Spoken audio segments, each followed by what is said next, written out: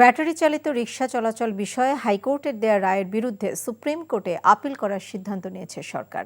প্রধান উপদেষ্টার প্রেস সচিব আজাদ মজুমদার সংবাদ সম্মেলনে এই কথা জানান। ঢাকা শহরে ব্যাটারি চালিত রিকশার শ্রমিকরা গত কয়েকদিন ধরেই প্রতিবাদ করছে। আজকেও তারা প্রতিবাদ করেছে।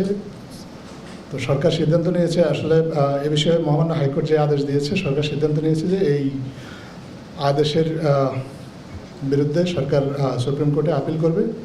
আমরা আশা করি সুপ্রিম কোর্টের কাছ থেকে এ বিষয়ে একটা ইতিবাচক সিদ্ধান্ত পাবো। এখনো পর্যন্ত প্রধান উপদেষ্টা তার দপ্তর থেকে কোনো নির্বাচনের ডেট এখনো পর্যন্ত দেওয়া হয় গেছে। নির্বাচনের ডেট অ্যাকচুয়াল যে ডেটটা ওটা এই উনি অ্যানাউন্সমেন্ট করবে এবং ওনার দপ্তর থেকে দেওয়া হবে। বাকিগুলো বা বাকি যারা বলেছেন তারা হয়তো নিজেদের মতামত যে হতে পারে এরকম একটা ইয়ে করে, বাট এখন কোনো কমপ্লিট না।